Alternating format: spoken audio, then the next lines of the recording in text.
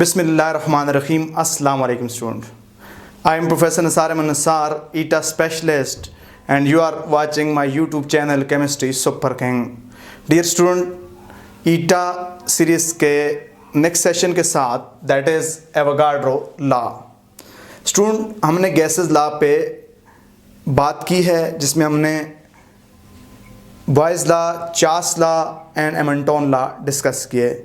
Avogadro law की सारी technique वही हैं जो चार्ल्स लॉ और एमंटन लॉ की थी. तो इसको थोड़ा सा डिस्क्राइब करते हैं और फिर एक दो एमसीक्यूज करते हैं.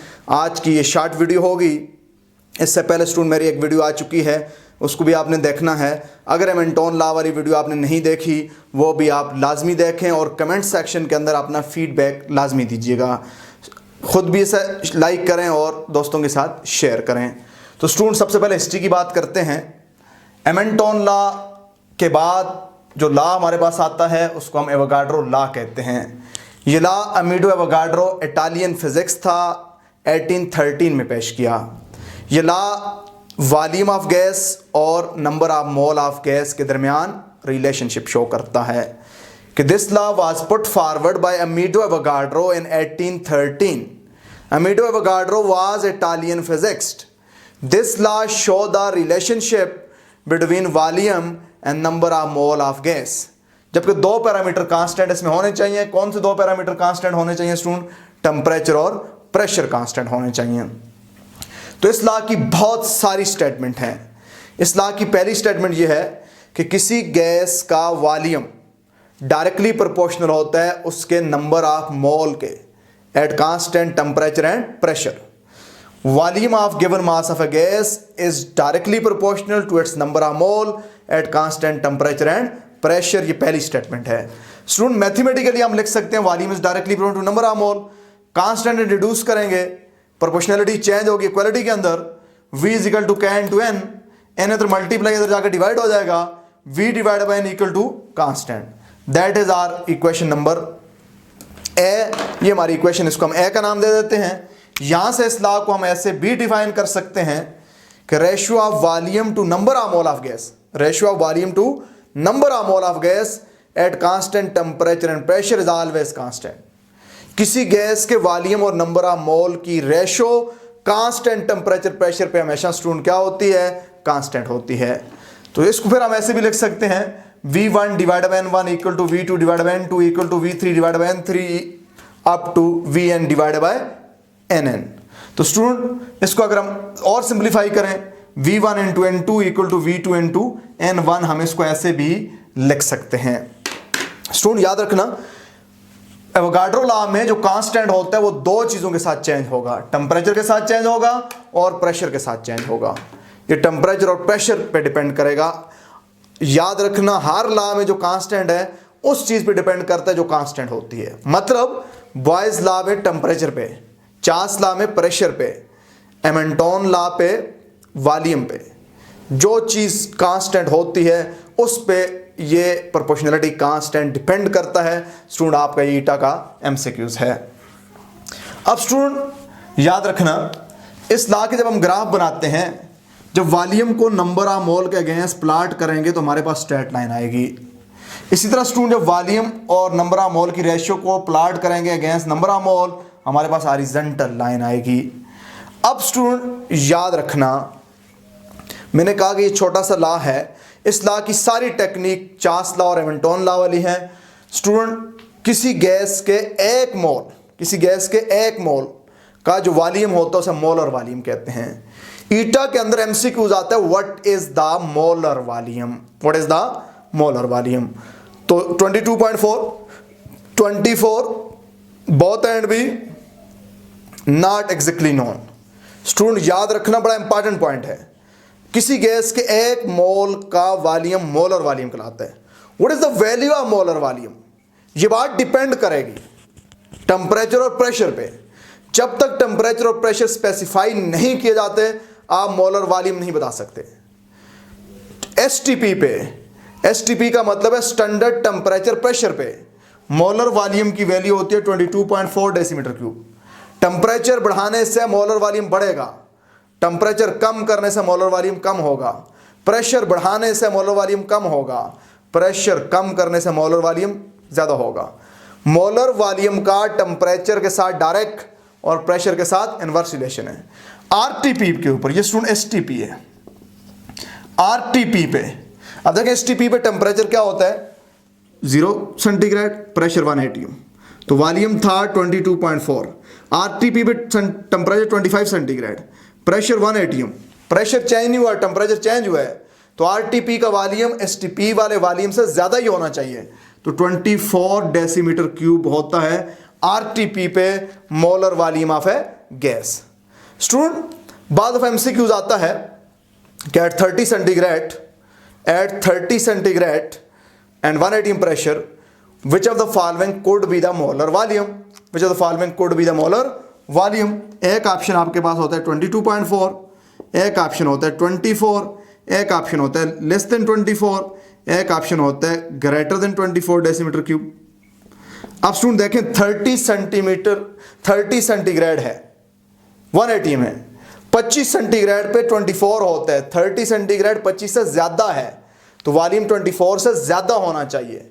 तो क्या ऑप्शन बनेगा मेरे पास? मेरे पास बनेगा ग्रेटर देन 24। क्या ऑप्शन बनेगा? ग्रेटर देन 24 वाला मेरा ऑप्शन बनेगा। अब स्टूडेंट मैं बात करता हूं कि मोलर वॉल्यूम की वैल्यू उस वक्त तक आप स्पेसिफाई नहीं कर सकते जब तक आपके पास क्या ना हो, जब तक आपके पास टेम्परेचर और प्रेशर स्पेसिफाई ना हो। अब स्टूडेंट मैंने आपको रिलेशन बता दिया जी। अब देखते हैं कि हमारे पास एक एमसीक्यूज है। उस एमसीक्यूज पे जाने से पहले मैं आपके लिए बात करता हूं एवोगाड्रो लॉ से एक टर्म निकलती है, एवोगाड्रो नंबर कहते हैं, number of particle in 1 mole of any substance. किसी चीज के 1 मोल के अंदर जो पार्टिकल की तादाद होती है उसे एवोगाड्रो नंबर कहते हैं। इसको NaRL से रिप्रेजेंट करते हैं स्टूडेंट। वैल्यू इसकी आपको पता है, इसकी वैल्यू ना टेम्परेचर से चेंज होती है ना प्रेशर से चेंज होती है। इसकी वैल्यू होती है 6.02 × 10⁻⁻23। इसकी वैल्यू चेंज नहीं होती। इसी तरह स्टूडेंट इसके साथ एक और छोटी सी टर्म है जिसको क्या कहा जाता है, जिसको कहा जाता है लॉशमेथ नंबर। अब लॉशमेथ नंबर क्या होता है? LOSCHMIDT, Loschmidt number. Loschmidt number क्या होता है? किसी गैस के 1 सेंटीमीटर क्यूब के अंदर, किसी गैस के 1 सेंटीमीटर क्यूब के अंदर जितने पार्टिकल होते हैं, जितने मॉलिक्यूल होते हैं, उसको लॉशमेथ नंबर कहते हैं। उसको लॉशमेथ नंबर कहते हैं कि नंबर ऑफ पार्टिकल यानी number of molecule of a gas present in 1 centimetre cube of a gas at STP is called Loschmidt number. उसको लॉशमेथ नंबर कहा जाता है स्टूडेंट। इसकी वैल्यू होती है 2.77 × 10⁻19। स्टूडेंट आपको पता होना चाहिए, इससे आपका MCQs हो सकता है। तो स्टूडेंट ये था आज का छोटा सा लॉ, एवोगाड्रो लॉ। इसके 1-2 MCQs डिस्कस करते हैं। मेरे पास पहला MCQ है स्टूडेंट, दैट इज पहला MCQ है कि volume of nitrogen eight RTP having 0.014 gram will be. मेरे पास नाइट्रोजन है जिसका मैस है 0.014 ग्राम।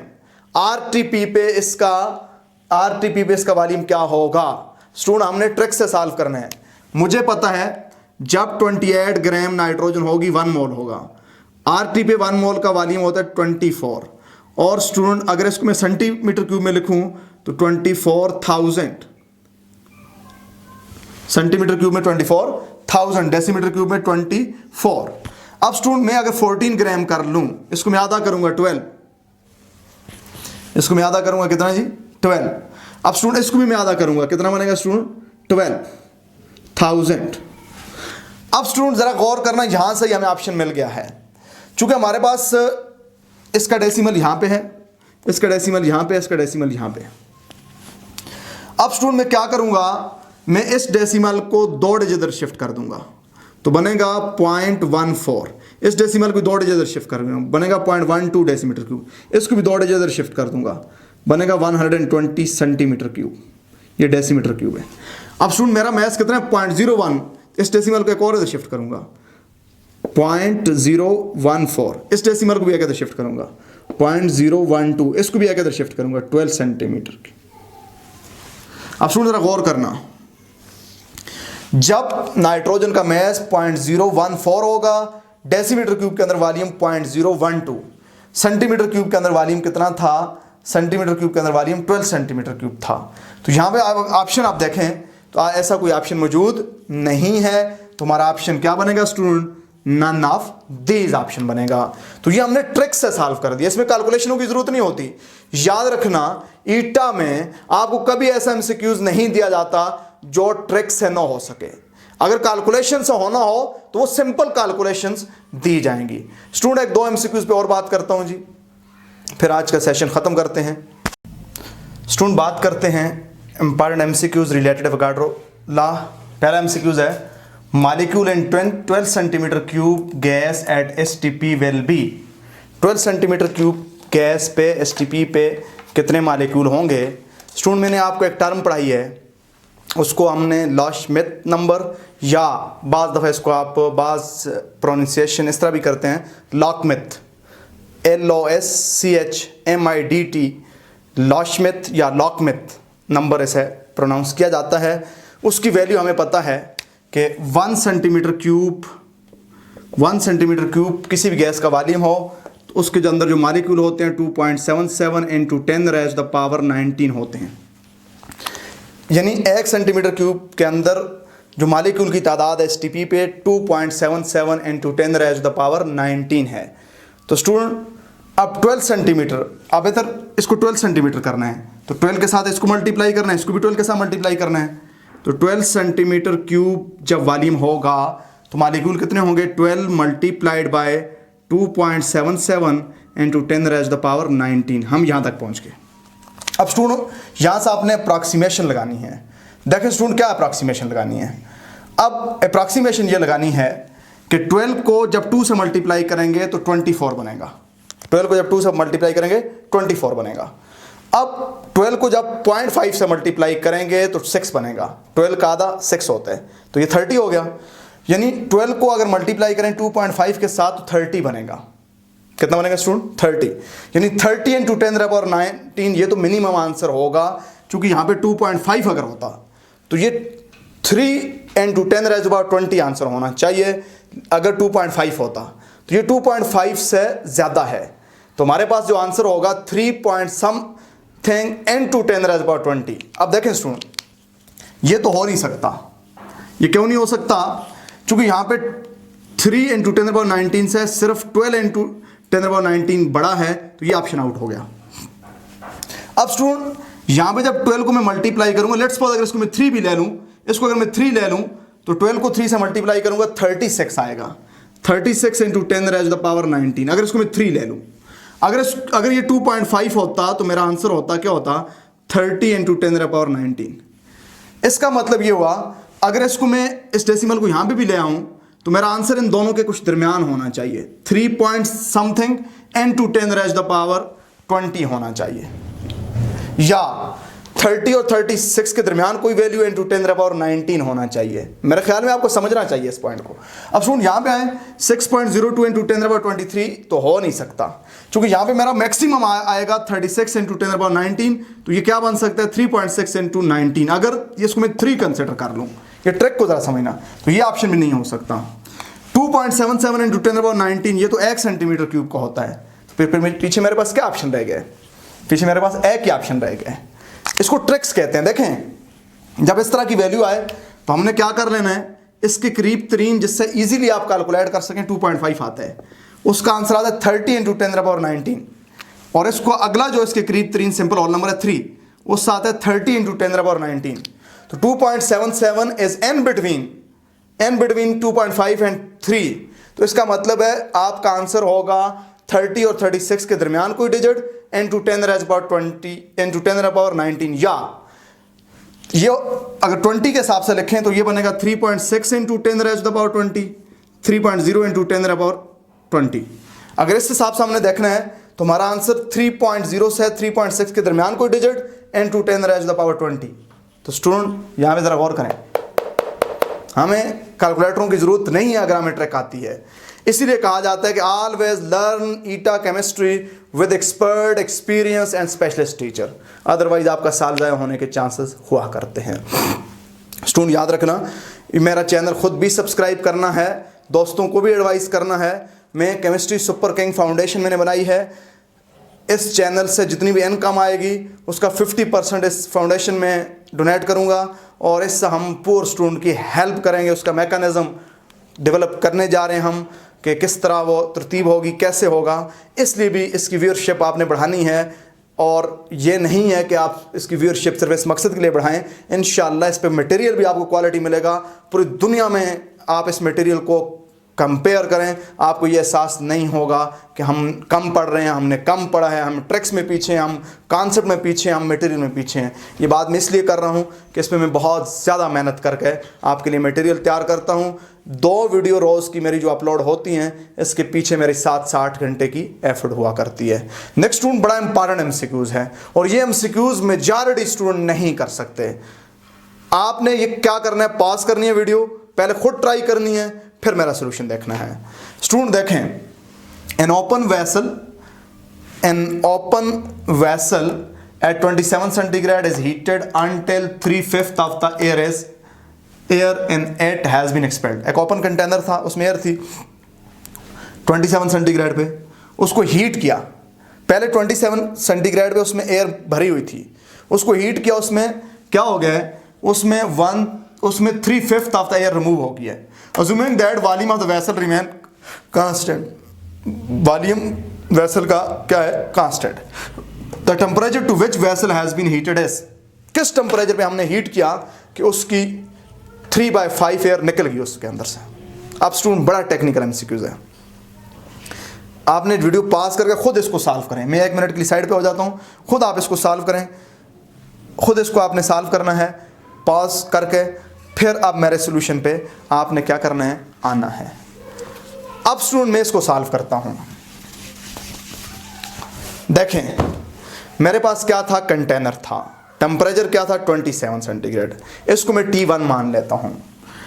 T1 27 सेंटीग्रेड केल्विन में कन्वर्ट करें स्टूडेंट, आपको पता है 300 केल्विन, 300 केल्विन। इसमें कंटेनर के अंदर एयर थी, आपने हीट किया तो उसमें 3/5 एयर निकल गई, 3/5 एयर निकल गई।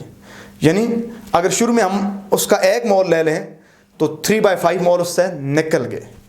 तो स्टूडेंट इनिशियल मोल में कितने ले लेता हूँ, शुरू में 1 मोल। अब फाइनल मोल क्या हो गया, जब हीट किया तो 3/5 तो उसकी निकल गई। तो पहले अगर मैंने अज्यूम किया 1 मोल, 3/5 एक्सपेल होगी, तो मोल कितने रह गए, 1 - 3/5। स्टूडेंट इसका मैं एलसीएम ले लेता हूँ 5 - 3 2/5। तो फाइनल मोल मेरे पास कितने आ गए स्टूडेंट, 2/5। अब जरा गौर करना स्टूडेंट, 2/5 मोल हमारे पास कंटेनर में हैं, यानी कंटेनर का वॉल्यूम वही है, 3/2 मोल उसमें से निकल गए, 2/5 मोल उस वॉल्यूम को फिल किया हुआ है। जब टेम्परेचर बढ़ाएंगे, गौर करना, टेम्परेचर बढ़ाएंगे वॉल्यूम बढ़ेगा। जब वॉल्यूम बढ़ेगा, अगर वॉल्यूम वही रहे तो पहले ज्यादा मोल को उतना वॉल्यूम था, अब कम मोल को उतना वॉल्यूम होगा। जरा पॉइंट को समझने की कोशिश करना, अब कम मोल का वही वॉल्यूम है। बेसिकली आपने क्या किया, कम मोल का वही वॉल्यूम है, जो पहले 1 मोल का वही वॉल्यूम था, अब 2.5 मोल का वही वॉल्यूम है, यानी कम मोल का वही वॉल्यूम है। तो बेसिकली वॉल्यूम बढ़ाया है हमने, बढ़ाया है। इस पॉइंट को फिर समझना स्टूडेंट, पहले 1 मोल का वही वॉल्यूम था, अब आधे मोल का अगर वही वॉल्यूम हो तो बेसिकली वॉल्यूम बड़ा है। इसको मैं आपको इस तरह समझा देता हूँ कॉन्सेप्ट। ये मेरे पास वॉल्यूम था, लेट्स सपोज 1 मोल का, 1 मोल इसमें भरा हुआ था। अब इस वक्त आधे मोल का ये वॉल्यूम था, आधे मोल का ये वॉल्यूम था। अब उसी कंटेनर के अंदर आधा मोल हो जाए, क्या हो जाए, आधा मोल हो जाए, आधा मोल एक्सपेल हो जाए, आधा मोल रह जाए। तो पहले 1 मोल का जो वॉल्यूम था, अब आधे मोल का वही वॉल्यूम है। पहले आधे मोल का इतना सा वॉल्यूम था, तो अब बेसिकली वॉल्यूम बड़ा है, पहले 1 मोल का ये वॉल्यूम था, अब यही वॉल्यूम 2.5 मोल का है, 2.5 मोल का, यानी 1 मोल से कम मोल का वही वॉल्यूम है। पहले 2.5 मोल का कम वॉल्यूम था, चूंकि पहले 1 मोल का वॉल्यूम पूरा कंटेनर था, तो बेसिकली वॉल्यूम बड़ा है, तो वॉल्यूम कैसे बढ़ता है? टेम्परेचर जब बढ़ता है। तो स्टूडेंट याद रखना, यहाँ पे हमने क्या किया है कि बेसिकली मोल कम हुए हैं, मोल कम होकर वही वॉल्यूम अचीव हुआ है, मोल कम होकर वही वॉल्यूम अचीव हुआ है जो पहले 1 मोल का था। तो इसमें एक फार्मूला है, आपको बताता हूँ, that is N1T1 equal to N2T2, N1T1 equal to N2T2। Student जरा गौर करना, हमसे T2 पूछा हुआ है, N1 कितना है 1, टेम्परेचर T1 कितना है 300। स्टूडेंट ये इधर मल्टीप्लाई इधर आकर डिवाइड हो गया, 2 डिवाइडेड बाय 5 ऊपर चला जाएगा, 300 multiplied by 5 divided by 2। Student इसको सॉल्व करें, 3 को इससे मल्टीप्लाई करें, 1500 डिवाइडेड बाय 2, 1500 डिवाइडेड बाय 2 कितना बनेगा? 750 केल्विन। है मेरे पास ऐसा ऑप्शन 750 केल्विन। स्टूडेंट अगर ये एमसीक्यूज आपको अंडरस्टैंड नहीं हुआ, फिर गौर करना इस पे। देखें मैंने क्या किया है कि पहले 1 मोल वही वॉल्यूम था, 1 मोल का वही वॉल्यूम था, तो 2.5 इज लेस देन 1। 2.5 क्या है? Less than 1। 2.5 1 से कम होते हैं, ये 0.4 होते हैं बेसिकली। अब 0.4 का वही वॉल्यूम है, पहले 1 मोल का वही वॉल्यूम था। अगर मैं आपको इस तरह समझाऊं, ये मेरे पास 1 मोल का वही वॉल्यूम है, 1 मोल का ये वॉल्यूम है, तो इसमें 0.4 का ये वॉल्यूम होगा। अब वही सारा वॉल्यूम 0.4 ले रहा है। ये पहले 0.6 का वॉल्यूम था, 0.4 का ये वॉल्यूम था, ये टोटल 1 मोल का वॉल्यूम था। अब 0.6 मोल निकल चुके हैं, 3/5 निकल चुके हैं, 0.4 का वही वॉल्यूम हुआ। पहले 0.4 का इतना सा वॉल्यूम था, अब 0.4 का ये वॉल्यूम बढ़ गया है, तो टेम्परेचर बढ़ना चाहिए। तो पहले 300 था, अब 750 हो गए। तो स्टूडेंट ये टेक्निकल एमसीक्यूज है, इस पे प्रैक्टिस करना। फिर कोई प्रॉब्लम हुआ तो आपने मुझसे पूछना है।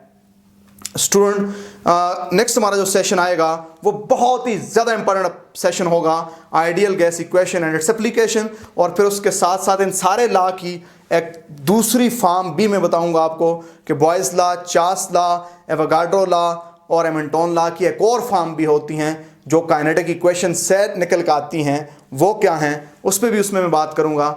इसलिए ये मेरे साथ आपने मसलसल जुड़े रहना है। अपना और अपने अहले खाना का ख्याल रखिएगा। Stay at home, stay safe.